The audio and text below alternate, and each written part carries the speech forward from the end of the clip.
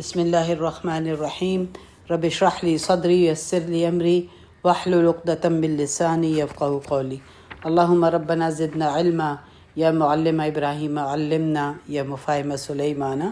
فہمنا۔ ہم سیرت کر رہے تھے تو ہم نے وہاں تک علم حاصل کیا تھا کہ جہاں پہ کہ چھت یعنی کہ کس طرح سے نالا بنایا گیا، کیا کیا چیزیں خانہ کعبہ کو بنایا گیا، یہ جاہلیہ کے پیریڈ میں تھا۔ اب اس کے بعد ہم جو تھوڑی سی بہت کوئی اگر ہسٹری اس کے خانہ کعبہ کے بارے میں جاننا چاہیں گے تو اس میں بہت ذرا سی بات کروں گی، انشاءاللہ پہ ڈیٹیل بعد میں آ جائے گی کہ ہوا یہ کہ جب چاروں خلیفہ یعنی حضرت ابو بکر، حضرت عمر اور ان سب کے بعد امیہ ڈائنیسٹی قائم ہو گئی تھی، اور امیہ ڈائنیسٹی جو تھی وہ قائم ہوئی، لیکن عبداللہ بن زبیر جو کہ ایک صحابی تھے، انہوں نے امیyyد کے خلاف بغاوت کر دی اور اپنی ایک منی حکومت جو تھی وہ مکہ میں قائم کر لی، اور انہوں نے رسول پاک صلی اللہ علیہ وسلم کی اس خواہش کو فالو کرتے ہوئے کہ جو میں نے آپ کو کل بتایا تھا کہ انہوں نے کہا تھا عائشہ رضی اللہ عنہ کہ اگر ایسا نہ ہوتا کہ تمہارے لوگ اسلام میں ابھی نئے ہیں ہوتے تو میں کعبہ کو گرا کے اس کو ابراہیم علیہ السلام کی اوریجنل پلرز پر بناتا۔ تو انہوں نے اس چیز کو پورا کرتے ہوئے آپ صلی اللہ علیہ وسلم کی خواہش پوری کی، اور انہوں نے خانہ کعبہ کو ایک ریکٹینگولر شیپ میں بنا دیا۔ لیکن کیونکہ انہوں نے بغاوت کی تھی امیہ ڈائنیسٹی کے خلاف، تو امیہ ڈائنیسٹی کے جو اس خلیفہ تھا انہوں نے حجاج بن یوسف کو بھیجا ان کو ڈیل کرنے کے لیے۔ حجاج بن یوسف نے مکہ پر حملہ کیا، اور حضرت عبداللہ بن زبیر نے عبداللہ بن زبیر نے خانہ کعبہ میں پناہ لے لی، مگر اس نے باقاعدہ کیٹاپلٹ سے گولے مار کر کعبہ کو تباہ کر دیا۔ عبداللہ بن زبیر کو سولی پہ چڑھا دیا کعبہ کے سامنے، اور اس طرح سے کعبہ کو اس نے پھر سے دوبارہ بنایا لیکن عبداللہ بن زبیر کے طریقے پر نہ بنایا، اور پوری طرح تباہ کر کے پھر ویسا ہی بنا دیا جو قریش نے جاہلیہ پیریڈ میں بنایا تھا۔ تو اس پہ خلیفہ نے امام مالک سے پوچھا کہ جیسے کہ آج ہم دیکھتے ہیں کہ حتیم جو ہے وہ ہے اور باقی ایک چوکور ہے، تو امام مالک سے خلیفہ نے پوچھا کہ کیا میں کعبہ کو ابن زبیر کے طریقے پر نہ بنا دوں، کیونکہ وہ آپ صلی اللہ علیہ وسلم کی خواہش تھی۔ تو امام مالک نے کہا کہ نہیں، میں یہ نہیں چاہتا کہ کعبہ بادشاہوں کے ہاتھوں میں ایک کھلونا بن جائے کہ جو آئے اس کو اپنی خواہش کے مطابق بنا دے،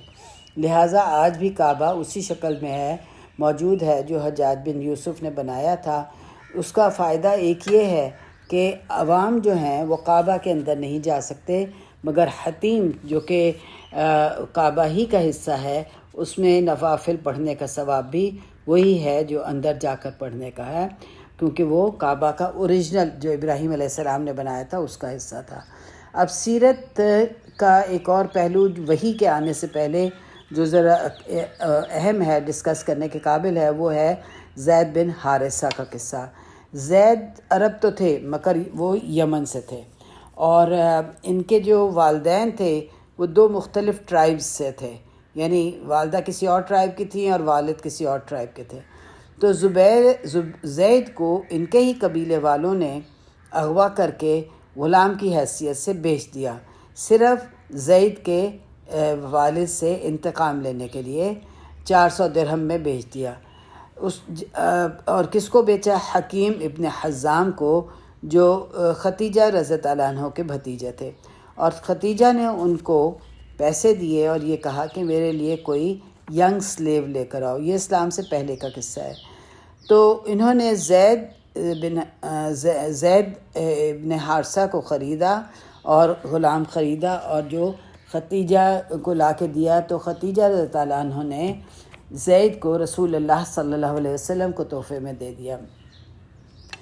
اس کے دوران زید کے جو والد تھے حارثہ ظاہر ہے جن کا نام تھا، وہ اپنے بیٹے کی تلاش میں بہت پریشان تھے اور ڈھونڈتے پھر رہے تھے، ہر جگہ تلاش کر رہے تھے، اور ساتھ ہی ساتھ انہوں نے ہر جگہ اناؤنس بھی کر دیا تھا کہ زید کو تلاش کرنے والے کو انعام بھی دیا جائے گا، اور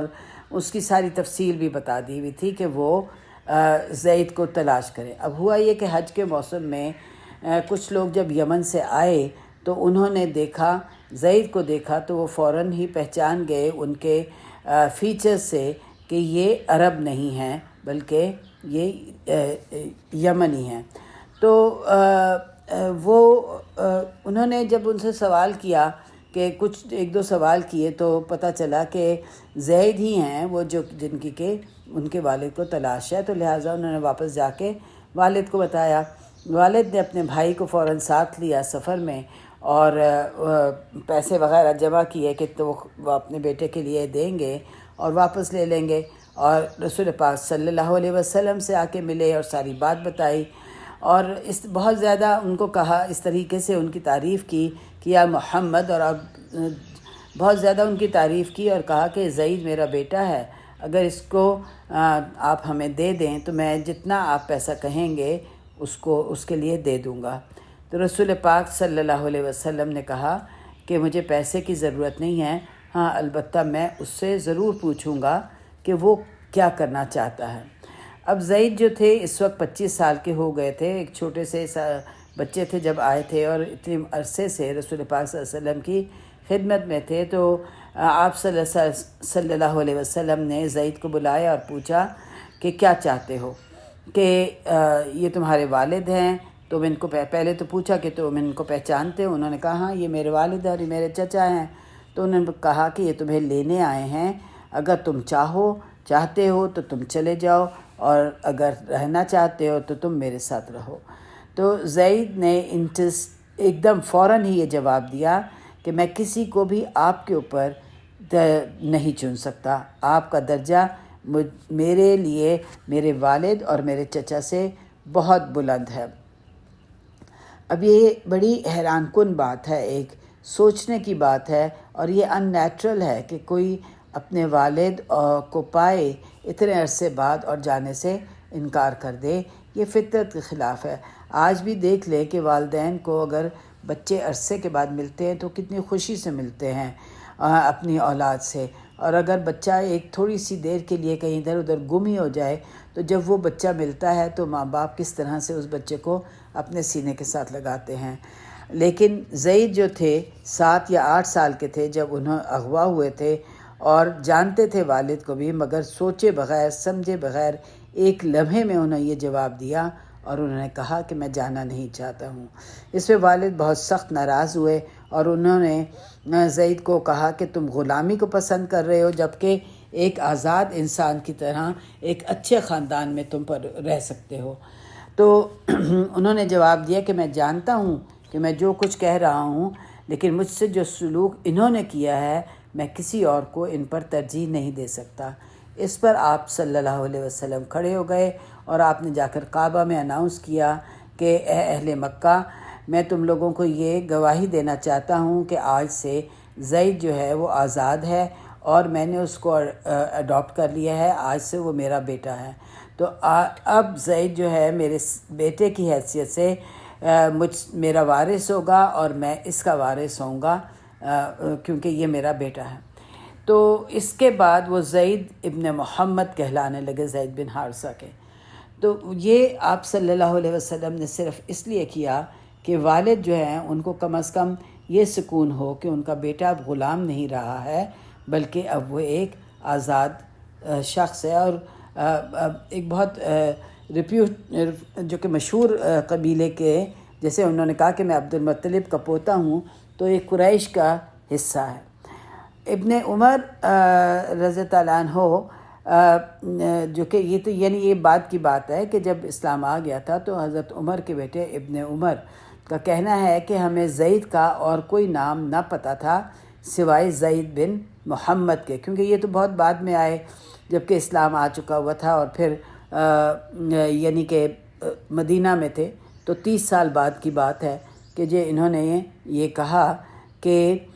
ہمیں نہ پتہ تھا سوائے زید بن محمد کے، یہاں تک کہ اللہ نے سورہ احزاب کی آیت نمبر 5 اتاری، اور یہ کون سے سال میں تھا؟ 5th year آف مدینہ میں اللہ تعالیٰ نے یہ آیت اتاری تھی کہ ادعوہم لآبائہم واقسطوا عند اللہ، یعنی کہ جو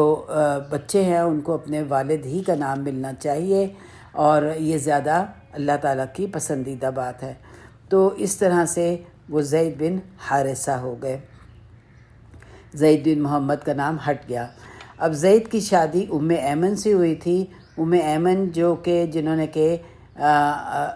رسول پاک صلی اللہ علیہ وسلم کی ایک فاسٹر مدر کی طرح سے ان کی پرورش بھی کی تھی۔ ام ایمن کم از کم زید سے 20 سال بڑی تھیں، لیکن اس زمانے میں شادیاں اسی طرح ہوتی تھیں، اور ان کی شادی ہو گئی۔ ان سے ایک بچہ پیدا ہوا جس کا نام اسامہ بن زید تھا، اور ہم یہ سب جانتے ہیں کہ اسامہ بن زید رسول پاک صلی اللہ علیہ وسلم کے بہت ہی زیادہ محبوب تھے، حب النبی کہلاتے تھے، بہت محبوب تھے۔ کچھ صحابہ نے کچھ مانگنا ہوتا تو اسامہ کو کہتے کہ تم جاؤ، وہ تمہیں انکار نہیں کریں گے۔ رسول پاک صلی اللہ علیہ وسلم کی محبت تھی۔ اب جب آپ نے ان کو آزاد کیا، یعنی زید کو، تو آپ کی نیت یہ تھی کہ زید اب قریش میں سے ہی ہیں اور وہی سیم سٹیٹس ہے، اس لیے ان کو زینب بن جہش سے شادی کرنے کا کہا، اپنی کزن سے، لیکن وہ شادی کامیاب نہ ہوئی، اور ہجرت کے 5 سال بعد آپ صلی اللہ علیہ وسلم کا حکم ہوا تھا زینب سے شادی کا۔ اس میں آپ صلی اللہ علیہ وسلم کا نکاح نہیں ہوا تھا، کیونکہ اللہ نے ہی کروایا تھا، نہ ولی تھا نہ گواہ تھا۔ اس کو ہم انشاءاللہ ڈیٹیل میں لیٹر کریں گے۔ اب زید جو ہیں آپ صلی اللہ علیہ وسلم کی زندگی میں ہی شہادت پا گئے تھے جنگ موطا میں۔ یہ پہلی جنگ تھی جو مسلمانوں میں اور رومنز میں ہوئی تھی۔ آپ نے ایک بہت بڑی آرمی تیار کی تھی، اور زید بن حارثہ کو انچارج بنایا تھا، اور یہ کہا تھا کہ اگر یہ شہید ہو جائیں تو پھر جعفر بن ابی طالب کمانڈ لیں گے، اور اگر وہ شہید ہو جائیں تو عبداللہ ابن رواحہ جو ہیں وہ کمانڈ لیں گے۔ اور یہ تینوں کے تینوں شہید ہو گئے تھے، اور کوئی کمانڈ کرنے والا نہ تھا۔ اور اس وقت خالد بن ولید بالکل نئے مسلمان ہوئے تھے، 1 ماہ ہی ہوا تھا، اور ایک عام سولجر تھے اس فوج میں، مگر لوگوں نے ان کو انچارج دے دیا۔ اس جنگ کے بعد سے خالد بن ولید نے وہ درجہ حاصل کیا جو ہم سب جانتے ہیں۔ اس جنگ سے واپسی پر خالد بن ولید کو آپ صلی اللہ علیہ وسلم نے سیف اللہ کا خطاب دیا تھا۔ اور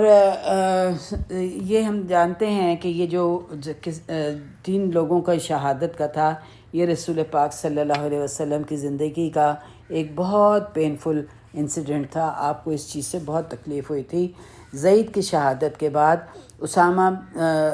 بن جو حارثہ کو انچارج بنایا گیا، جو 18 سال کی عمر میں تھے اس وقت۔ تو اب یہاں سے ہم دیکھتے ہیں کہ زید بن حارثہ کی اہمیت کیا تھی، کہ یہ وہ واحد صحابی ہیں جن کا کہ ذکر اللہ تعالیٰ نے قرآن میں کیا ہے ان کا نام لے کر۔ یہاں تک کہ ابو بکر کا ذکر ہوا ہے، لیکن انڈائریکٹلی ہوا ہے، ان کا نام نہیں لیا گیا، لیکن زید کا نام لیا گیا ہے قرآن پاک میں۔ عبداللہ بن عمر نے جب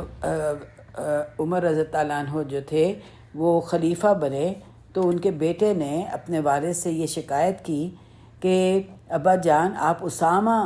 بن حارثہ کو مجھ سے زیادہ تنخواہ کیوں دیتے ہیں؟ اسامہ بن حارثہ کو تنخواہ زیادہ ملتی تھی عبداللہ بن عمر سے۔ تو سیدنا عمر نے جواب دیا تھا، اس لیے کہ وہ رسول اللہ صلی اللہ علیہ وسلم کو زیادہ محبوب تھے تمہارے مقابلے میں، اور اس لیے کیوں اس کا باپ رسول اللہ صلی اللہ علیہ وسلم کو زیادہ محبوب تھا تمہارے باپ کے مقابلے میں۔ تو ہم دیکھتے ہیں کہ کیا اس زمانے میں مسلمانوں کا تقویٰ کا عالم تھا، اور کتنی آنیسٹی تھی سیدنا عمر رضی اللہ عنہ کی، کہ انہوں نے یہ اتنا ان کی حیثیت دیکھ کے ان کا سب کچھ، بلکہ خیال یہ بھی کیا جاتا ہے کہ اگر زید بن حارثہ زندہ ہوتے تو ابو بکر کی جگہ زید بن حارثہ کو خلیفہ بنایا جاتا۔ اتنی اہمیت تھی زید بن حارثہ کی رسول اللہ صلی اللہ علیہ وسلم کے لیے۔ اب اس کے بعد انشاءاللہ یہ تمام تفصیلات اس بات کی گواہی ہیں کہ رسول اللہ صلی اللہ علیہ وسلم کا جو کردار تھا، اخلاق تھا، وہ وہی سے پہلے ہی اتنا زیادہ اسٹرانگ تھا، اتنا مشہور تھا، اور یہ تمام حالات ہمیں یہ بتاتے ہیں کہ اب حالات بالکل تیار تھے اس چیز کے لیے کہ وہی اترے اور جو پیغمبری کا درجہ جو آپ صلی اللہ علیہ وسلم کو دیا گیا وہ حاصل ہو، تاکہ اسلام جو ہے وہ عام دین کی طرح سے پوری دنیا میں پھیل جائے۔ اس کو وحی کے اترنے کو انشاءاللہ ہم اپنے اگلے لیسن میں کور کریں گے۔ آج اتنا کافی ہے۔ اللہ تعالی ہم سب کو ان تمام باتوں پہ عمل کرنے کی توفیق دے۔ ہم دیکھتے ہیں کہ کتنی آنیسٹی جو ہے ان اہلی مسلمانوں میں پائی جاتی تھی، یعنی اپنے بیٹے کو چھوڑ کر وہ زید بن حارثہ کو وہ زیادہ تنخواہ دیتے تھے کہ ان کو اسامہ بن زید کو زیادہ تنخواہ دیتے تھے اپنے بیٹے کے مقابلے میں۔ لیکن اگر آج ہم مسلمانوں کا کردار دیکھیں تو یہ چیز ناپید ہے، کہیں ہے ہی نہیں۔ ہم اپنی اولاد کی محبت میں چاہے دوسروں کا نقصان کر دیتے ہیں، دوسروں کو کمی کر دیتے ہیں، لیکن اپنی اولاد کی محبت میں ہم حدود بھی پار کر جاتے ہیں، اللہ کی حدود کراس کر جاتے ہیں۔ لیکن یہاں کے ہم اس زمانے کے ہم مسلمان یہ دیکھ رہے ہیں کہ انہوں نے اس چیز کو جو کہ رسول پاک صلی اللہ علیہ وسلم کی محبت تھی اس کو اپنے بیٹے پہ زیادہ ترجیح دی۔ آج ہم کیا کرتے ہیں؟ ہمیں سیرت کیوں سن رہے ہیں؟ ہم سیرت اسی لیے سن رہے ہیں کہ ہم ان واقعات کو دیکھیں اور اپنے آپ کو جج کریں کہ وہ کیسے مسلمان تھے اور ہم کیسے مسلمان ہیں۔ دین تو ایک ہی ہے، اسلام تو وہ بھی تھا، اسلام تو چینج نہیں ہوا، اسلام کی کوئی قدر چینج نہیں ہوئی، قرآن بھی وہی ہے، کتاب بھی وہی ہے، خانہ کعبہ بھی وہی ہے، ہر چیز وہی ہے۔ لیکن ان مسلمانوں کا کردار اور ہمارے آج کے مسلمانوں کا کردار اتنا تبدیل ہوا ہے کہ کوئی ہمیں دیکھ کے یہ کہہ ہی نہیں سکتا کہ ہم مسلمان ہیں۔ تو اللہ تعالیٰ سے یہ دعا ہے کہ یا رب ہمیں سیرت میں جو بھی ہم واقعات پڑھ رہے ہیں اس کے آئینے میں ہمیں اپنے اخلاق کو اور اپنے اعمال کو درست کرنے کی توفیق عطا فرما۔ آمین یا رب العالمین۔ ربنا تقبل منا انک انت السمیع العلیم وتب علینا انک انت التواب الرحیم، وصلی اللہ علی نبینا محمد وعلی آلہ وصحبہ اجمعین، وآخر دعوانا ان الحمد للہ رب العالمین۔